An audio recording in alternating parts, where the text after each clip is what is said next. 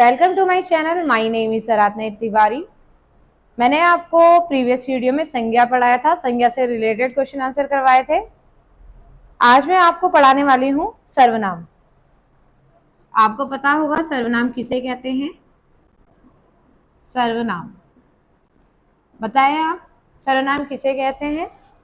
संज्ञा बताया था, किसी व्यक्ति, वस्तु, स्थान, जाति के नाम को हम क्या कहेंगे, संज्ञा कहते हैं। सर्वनाम क्या होगा, सर्वनाम की डेफिनेशन, संज्ञा के स्थान पर जो प्रयुक्त होंगे वो क्या हो जाएंगे, हमारे सर्वनाम। जैसे किसी का नाम ले लो, जैसे नाम ले लिया हमने राम। राम क्या है, एक संज्ञा है। अगर मैं इसके स्थान पर यूज करूं वह,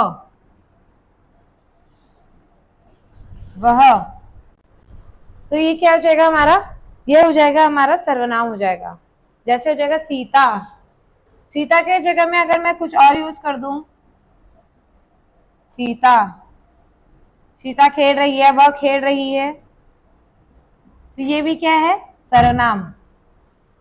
तो संज्ञा के स्थान पर जो प्रयुक्त होते हैं वो हमारे क्या कहलाएंगे, वो हमारे सर्वनाम कहलाएंगे। तो हम डेफिनेशन लिख लेंगे। डेफिनेशन लिखिए, जिन शब्दों में जिन शब्दों का प्रयोग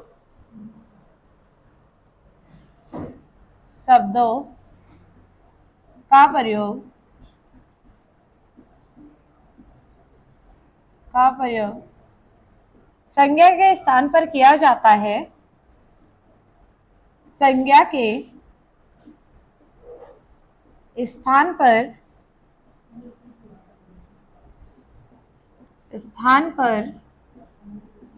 किया जाता है, वह सर्वनाम कहलाते हैं। ठीक है, इतना आया आपको समझ में।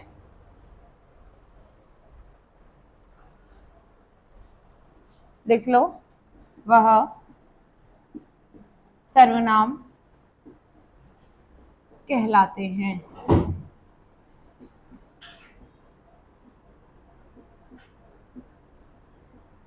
तो जिन शब्दों का प्रयोग संज्ञा के स्थान पर किया जाता है वह क्या कहला रहे हैं, वह सर्वनाम कहला रहे हैं। जैसे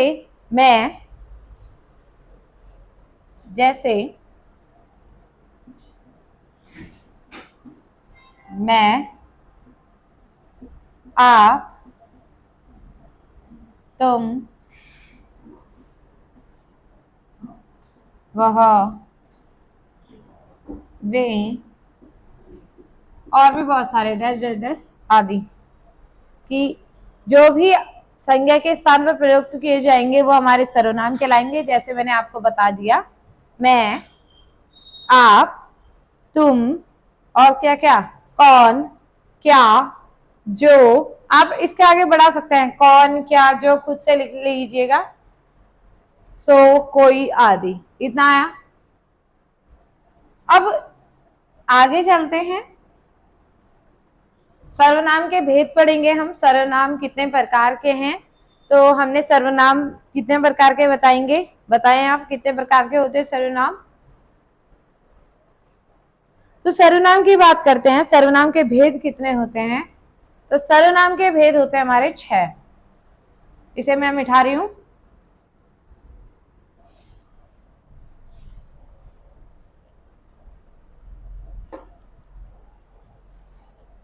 सर्वनाम के, आप लिख लीजिए, सर्वनाम के 6 भेद होते हैं।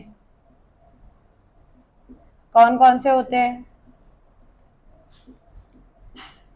पहला भेद बताइए कौन सा है।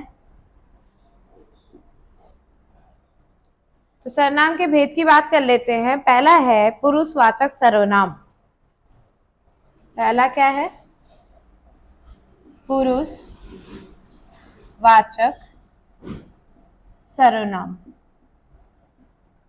पुरुषवाचक सर्वनाम के बारे में पढ़ते हैं। सबसे पहले 6 भेद में से पहला भेद पुरुषवाचक सर्वनाम है। ठीक है, जिसमें स्त्री व पुरुष के बारे में या स्त्री व पुरुष के लिए जो प्रयुक्त हो वो क्या हो जाएगा हमारा पुरुषवाचक सर्वनाम। अब ऐसा नहीं है इसका नाम पुरुषवाचक है तो इसमें स्त्री का नाम नहीं आ सकता, इसमें दोनों का ही नाम आएगा, स्त्री व पुरुष का बारे में ज्ञात करवाएगा तो ये होगा पुरुषवाचक सर्वनाम।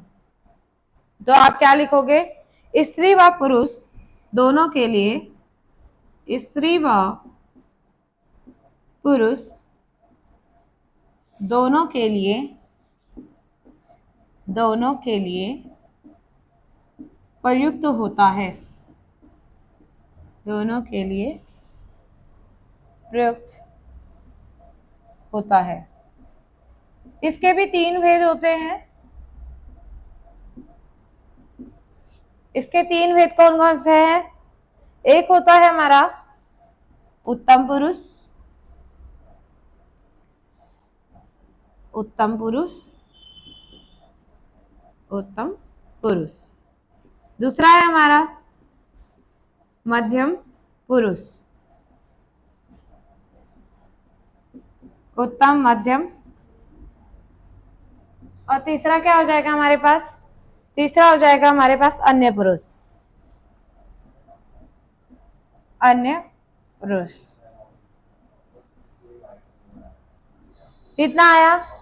मैंने पुरुषवाचक सर्वनाम की डेफिनेशन दी जिसमें बोला कि स्त्री व पुरुष दोनों के लिए प्रयोग में लाया जाता है। ये तीन प्रकार के हैं, कौन कौन से? नंबर एक उत्तम पुरुष, दूसरा है मध्यम पुरुष, तीसरा है अन्य पुरुष। उत्तम की बात कर लेते हैं। जब मैं अपनी बात करूंगी तो क्या हो जाएगा? अपनी बात में उत्तम पुरुष हो जाएगा, मैं या मेरा, ठीक है, मेरा, हमारा, हम सब आ जाएंगे उत्तम पुरुष के अंतर्गत।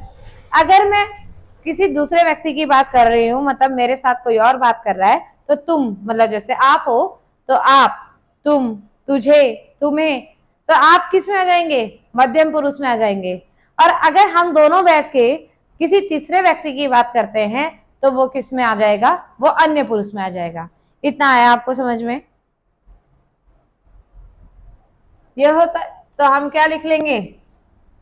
वक्ता के लिए प्रयोग में लाया जाता है, वक्ता के लिए प्रयोग क्या करेंगे? मैं, हमारा, हम, और भी आप अपना आप से बना बना के लिख सकते हैं। जब हमारी अपनी बात आती है तो हम कोई, वो आ जाएगा हमारा किसमें? उत्तम पुरुष में। बात करते हैं मध्यम पुरुष की,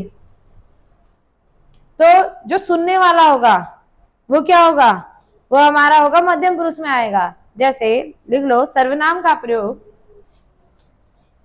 इसमें लिख सकते हैं, मध्यम पुरुष का जो प्रयोग है ये श्रोता के लिए होता है, श्रोता के लिए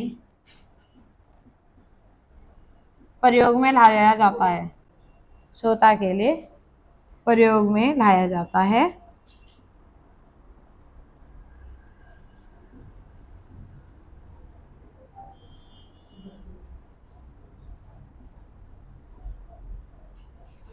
ठीक है, एग्जाम्पल जैसे जैसे हो गया, मैंने क्या बताया? तुम, तुम्हारा, तुझे, तुझे, तुम्हें,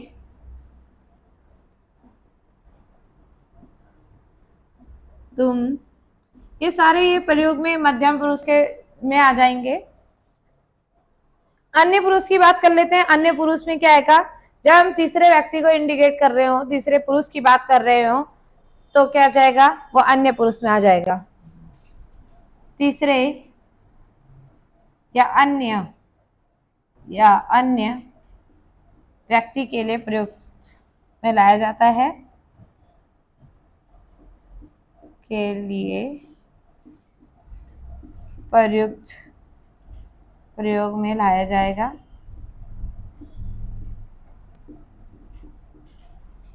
जैसे क्या जाएगा?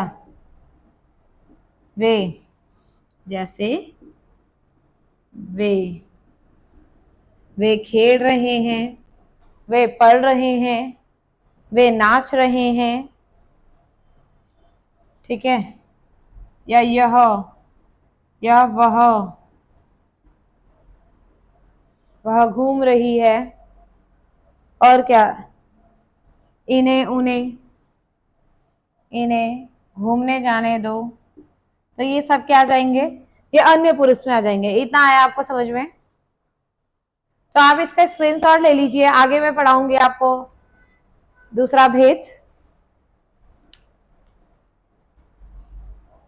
स्क्रीनशॉट ले लिया होगा या लिख लिया होगा आपने। तो अब चलते हैं हम दूसरे में, निश्चयवाचक सर्वनाम। निश्चयवाचक सर्वनाम, निश्चयवाचक सर्वनाम आपको अगर उसके नाम से ही पता चल जाना चाहिए। निश्चयवाचक सर्वनाम के नाम से ही आपको उसकी डेफिनेशन पता चल जानी चाहिए कि निश्चयवाचक सर्वनाम क्या होता है। निश्चयवाचक सर्वनाम, निश्चयवाचक में चलते हैं। तो इस सर्वनाम में क्या होता है, किसी वस्तु के बारे में आपको क्या होता है, पता होता है, आप उसके बारे में श्योर होते हो।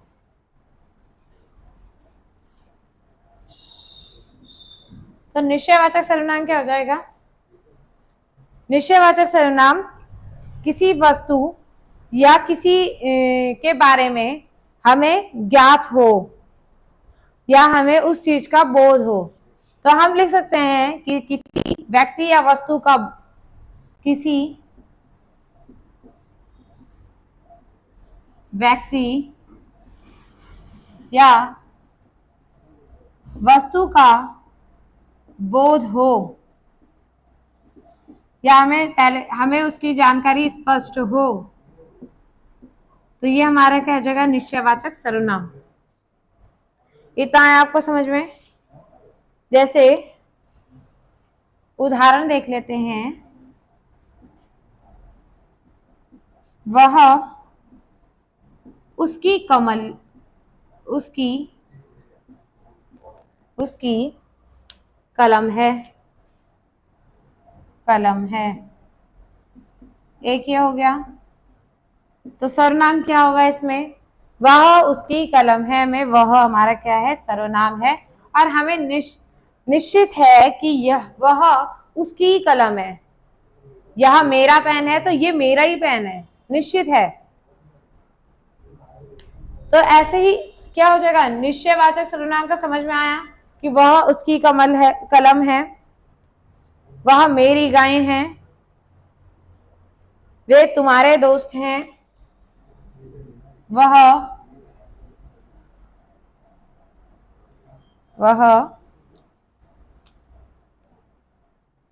मेरी किताब है। तो इसमें निश्चित है कि वह क्या है, मेरी किताब है। तो निश्चयवाचक आपको समझ में आ गया, निश्चय भी आ गया। नेक्स्ट चलते हैं हम अनिश्चयवाचक सर्वनाम में। अनिश्चयवाचक सर्वनाम,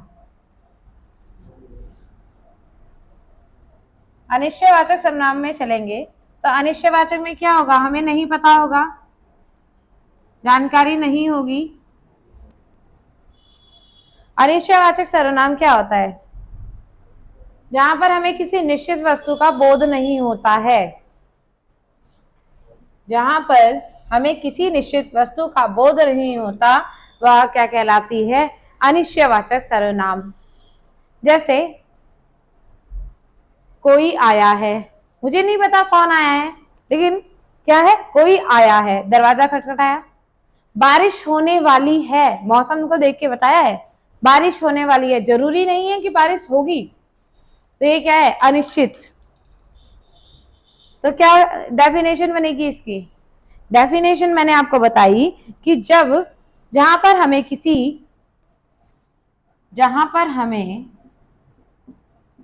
हमें किसी वस्तु का किसी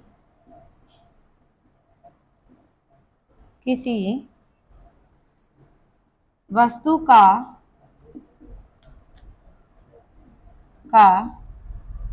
किसी वस्तु का बोध नहीं होता, बोध नहीं होता, तो क्या कहलाती है? तो वह क्या कहलाएगी? वह कहलाएगी हमारी अनिश्चयवाचक सर्वनाम। जैसे उसने कुछ नहीं खाया, उदाहरण है उसने कुछ नहीं खाया, कुछ नहीं खाया।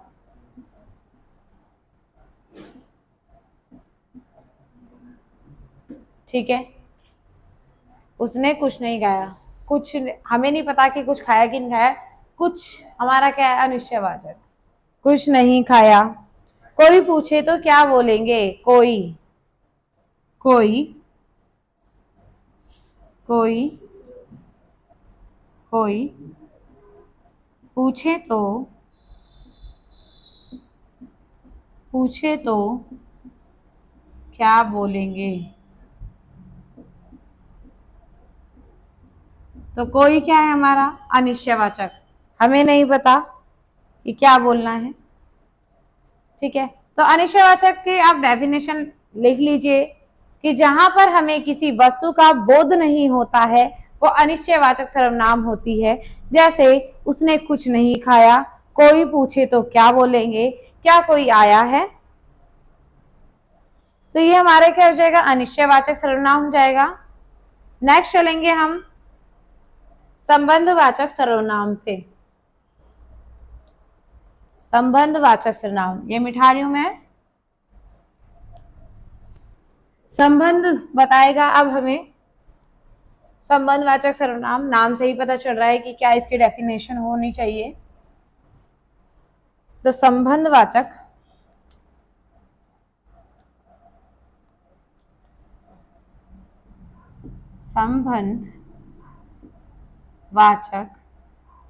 सर्वनाम, आप बताएंगे इसकी डेफिनेशन की संबंधवाचक सर्वनाम क्या होता है? संबंधवाचक बताइए क्या होता है?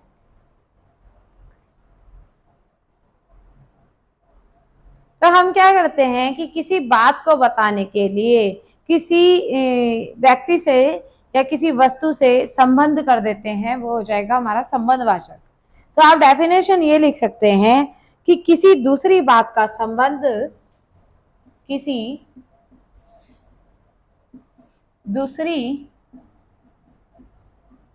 बात का संबंध किसी दूसरी बात का संबंध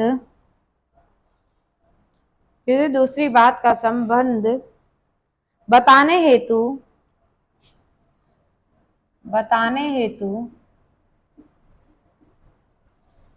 हेतु इस सर्वनाम का प्रयोग किया जाता है।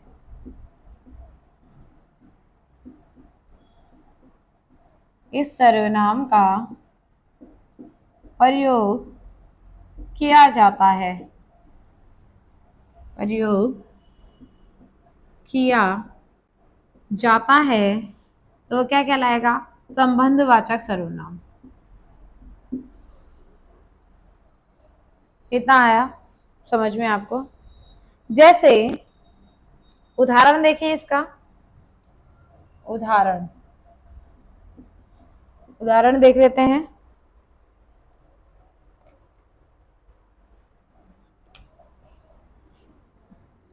जैसे हो गया हमारा जैसा करोगे वैसा भरोगे। तो क्या है? रिलेशन कर दिया उसने, संबंध बता दिया कि जैसा करोगे वैसा भरोगे, वैसा भरोगे। कि आप जैसा करोगे आपको वैसे ही मिलेगा, इसका मतलब ये हो गया, ये रिलेशन हो गया। जो पाएगा सो खोएगा, जो पाएगा सो खोएगा। जो पाएगा सो खोएगा। तो ये क्या कर रहा है, ये संबंध बता रहा है। ये आप देख के ही से समझ जाएंगे कि ये संबंधवाचक सर्वनाम है। इतना आपको आ गया होगा कि संबंधवाचक सर्वनाम क्या है। जहां पे जो, सो, जिसकी, उसकी का प्रयोग होता है वो संबंधवाचक सर्वनाम के अंतर्गत आते हैं। जैसा करोगे वैसा भरोगे। जो पाएगा सो खोएगा। इतना आया। संबंधवाचक सर्वनाम के बाद हम अभी आगे पढ़ेंगे और नेक्स्ट सर्वनाम जो कि है हमारे पास प्रश्नवाचक सर्वनाम।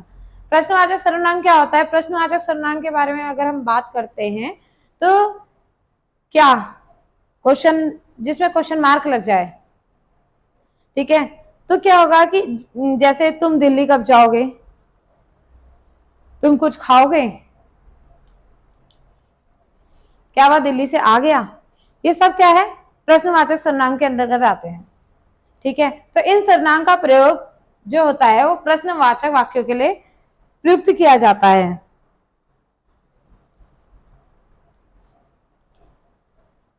तो क्वेश्चन पढ़ते हैं हम, प्रश्नवाचक सर्वनाम।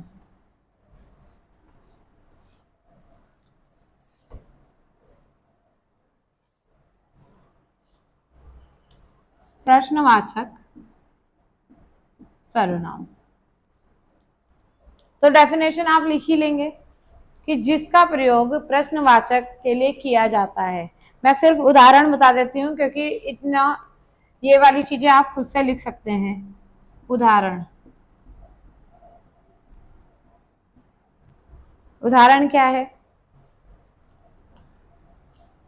तुम दिल्ली कब जाओगे, तुम दिल्ली, तुम दिल्ली कब जाओगे, क्वेश्चन मार्क आया, क्वेश्चन मार्क। तो जहां पे क्वेश्चन मार्क लग जाए वो सीधा सा टिक मार लेना आप, प्रश्नवाचक सर्वनाम। और क्या हो सकता है, कौन आया था, जैसे घर में कोई आया था और कोई आपने मिठाई देखी अपने घर में तो आप बोलते हो ना कौन आया था, तो वही चीज है, कौन आया था, कौन आया था।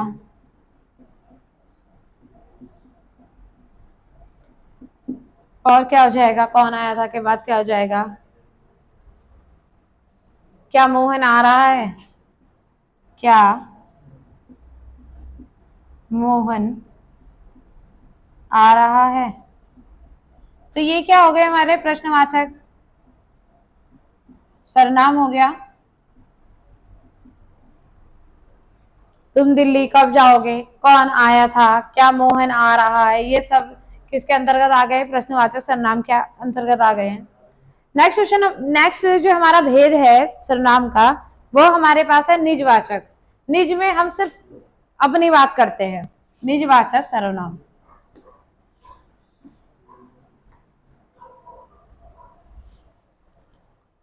निजवाचक सर्वनाम, निजवाचक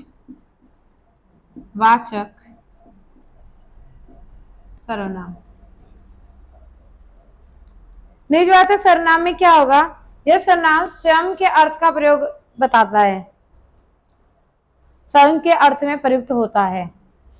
यह सर्वनाम, यह सर्वनाम स्वयं के अर्थ में प्रयुक्त होता है, स्वयं के अर्थ में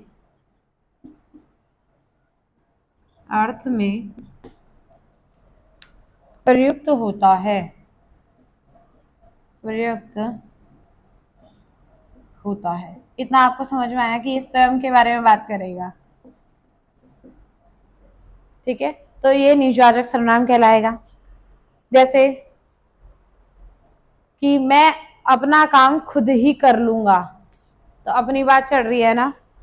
और आप भला तो जग भला, अपनी बात के लिए बोल रहा है, आप भला अगर हम सही हैं तो क्या है, जग भी हमें पूरा सही लगेगा। तो आप भला तो जग भला। उदाहरण भी लिख लेते हैं। उदाहरण, आप भला, आप भला तो जग भला। और अपने से बड़ों का आदर करना चाहिए, ये भी इसके अंतर्गत आ जाएगा। अपने से बड़ों का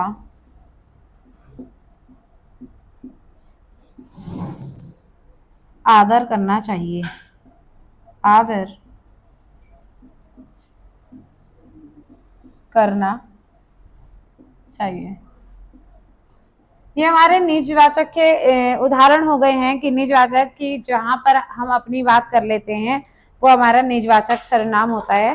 ठीक है, फॉर एग्जाम्पल उसमें आप आएगा, स्वयं आ जाएगा या खुद, स्वतः। जैसे आप भला तो जग भला हो गया। और अपने से बड़ों का आदर करना चाहिए। निजवाचक सर्वनाम के बारे में आप पढ़ चुके। मैंने आपको सर्वनाम के 6 भेद पूरे पढ़ा दिए, सर्वनाम बता दिया। कुछ मैं आपसे बात करना चाहूंगी कि कुछ स्टूडेंट मुझे कह रहे थे कि आपने जो क्वेश्चन करवा रहे हैं वो उसमें इंटरेस्ट नहीं आ रहा है या हम बोर हो रहे हैं। तो उसके लिए मैं आपको ये पहले बता दूं कि देखो, क्वेश्चन इंपॉर्टेंट होते हैं। अगर आप क्वेश्चन को सॉल्व नहीं करोगे और आप वीडियोस नहीं देखोगे तो उसमें क्या होगा कि आप सिर्फ क्लास पढ़ के चले जाओगे तो प्रॉब्लम आएगी, क्योंकि एग्जाम टाइम पे आप पे क्वेश्चन आते हैं और आपको नहीं समझ में आएगा कि कैसे होगा। उसके लिए आपको प्रैक्टिस चाहिए। जब प्रैक्टिस होगी तभी आप अच्छे से कर पाएंगे। तो मैं आपको सिर्फ इतना कहना चाहूंगी कि आप कोई भी वीडियोस स्किप ना करें, क्योंकि हर वीडियो में कुछ ना कुछ इंपॉर्टेंट है। अगर क्वेश्चन वाली वीडियो हैं तो आप उन्हें भी पढ़िए, क्योंकि एग्जाम में कंफ्यूज बहुत होते हैं बच्चे, और कंफ्यूज इसलिए होते हैं क्योंकि वो पेपर नहीं करते हैं। आपके लिए सिर्फ एक राय मेरी कि आप क्वेश्चन भी जरूर कीजिए। जो भी, अब मैं सर्वनाम पढ़ा रही हूं तो सर्वनाम से रिलेटेड क्वेश्चन भी पढ़ाऊंगी, तो आप वो वीडियोस भी देखिए। आज के लिए बस इतना ही। Thank you.